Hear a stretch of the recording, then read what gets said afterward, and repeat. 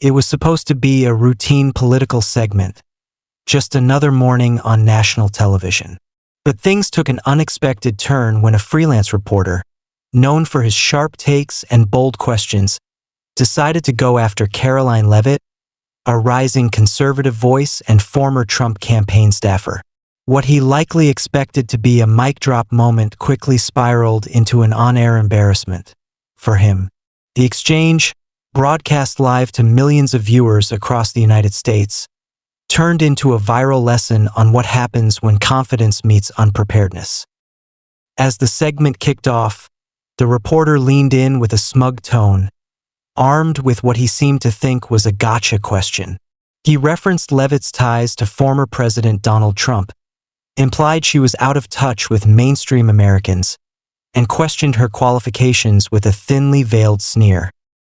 Without flinching, Karoline smiled politely.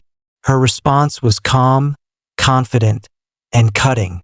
She dismantled the reporter's assumptions point by point, referencing facts, her own experience in media and politics, and even calling out the hypocrisy of his line of questioning.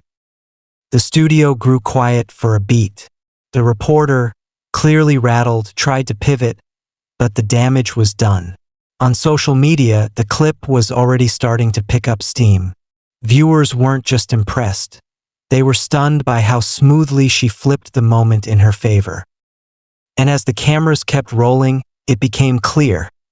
This wasn't going to end the way the reporter had planned.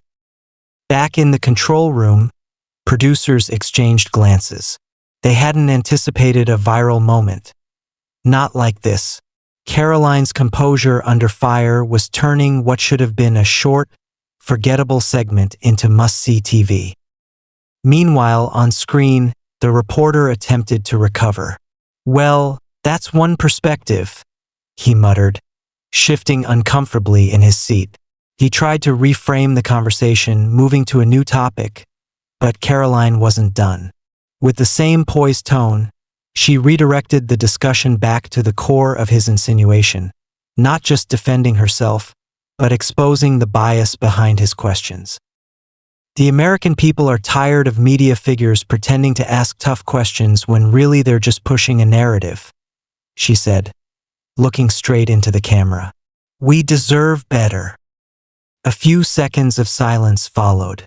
The reporter glanced at the teleprompter, visibly thrown off script. On Twitter and Instagram, clips of the exchange were already being clipped, captioned, and shared. Some viewers called it a masterclass in media takedowns. Others simply wrote, "She ate him alive." And then, just as the segment was about to wrap up, Karoline dropped one last line. Something sharp, something unexpected, something that made even the anchors at the desk widen their eyes. But what she said would spark even more controversy than the interview itself. With just seconds left on the clock, Karoline leaned slightly forward, her expression calm but unmistakably firm. "You know," she said, locking eyes with the reporter, "if you spent half as much time listening to Americans as you do trying to smear them, maybe you'd understand why people don't trust the media anymore." The air in the studio went still. The reporter froze, visibly caught off guard, not just by the statement, but by the quiet confidence behind it.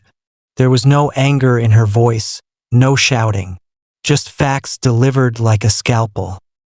The segment ended with an awkward smile from the anchor, who quickly cut to commercial.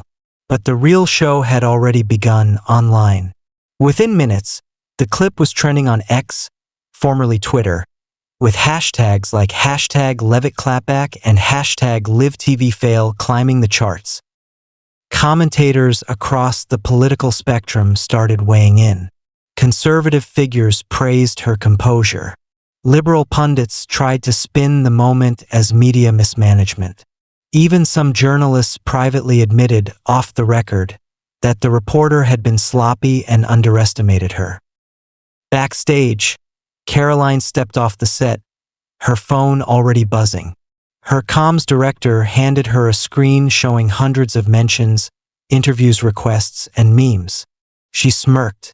"Well," she said, "that escalated quickly." But the story wasn't over, not even close. Because less than 24 hours later, the reporter would issue a public statement, and it wasn't what anyone expected. By the next morning, the moment was everywhere. Not just on social media, but on morning shows, podcasts, and political panels. Clips of Karoline's calm takedown had reached millions, and for the first time in a long while, the usually sharp-tongued freelance reporter had gone completely silent. Until 10:07 a.m. That's when a statement was posted on his official X account. It wasn't long, but it was enough to spark a fresh wave of speculation. "Yesterday's exchange did not go the way I intended. I take full responsibility for my tone and approach. Journalism should be about seeking truth, not pushing narratives." Lesson learned. No apology to Karoline. No direct mention of the backlash. But the tone, unusually humble for someone known for their aggressive style, was enough to send media analysts and political junkies into a frenzy. Some called it damage control. Others said it was a calculated move to regain credibility. But behind closed doors, insiders claimed there was more to the story, that his network had received internal pushback, and that producers were quietly reevaluating his future involvement with political segments. Karoline, on the other hand, remained silent. No retweets, no victory laps, no interviews yet. Instead, she was seen arriving at a private event in D.C. later that day, surrounded by key figures from a rising political pack.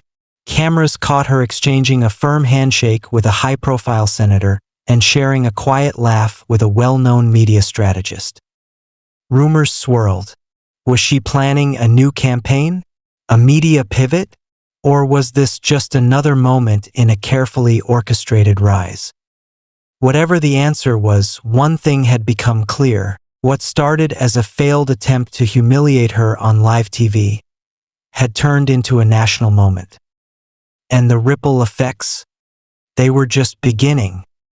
By the end of the week, Karoline Leavitt had gone from a rising voice in conservative politics to a household name. The clip of her exchange with the freelance reporter had amassed over 12 million views, been dissected by every major news outlet, and become textbook material for political communication courses overnight. But Karoline still hadn't spoken publicly since that day. That changed on Saturday night.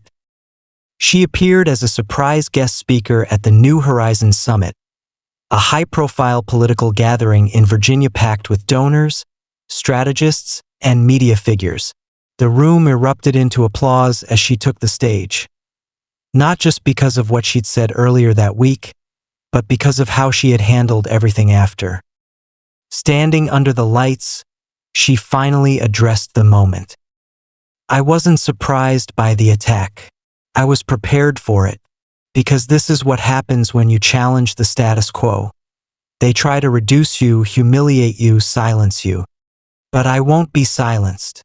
And neither should any American who believes in common sense, freedom, and truth." The crowd rose to their feet. The message wasn't just about her anymore, it was about a movement.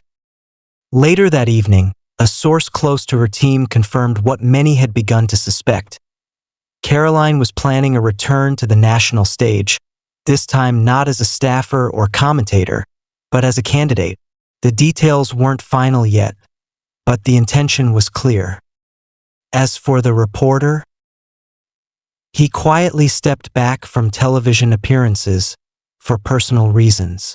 His employer never made a formal statement, but producers started featuring different voices in his usual slots. The moment that was meant to boost his relevance had become the very thing that unraveled it. In the end, it was a classic American story. Media, politics, and power colliding live in front of millions. And while one career stumbled, another found its ignition point. Not from shouting, not from drama, but from being unshakably prepared in the one moment that mattered most.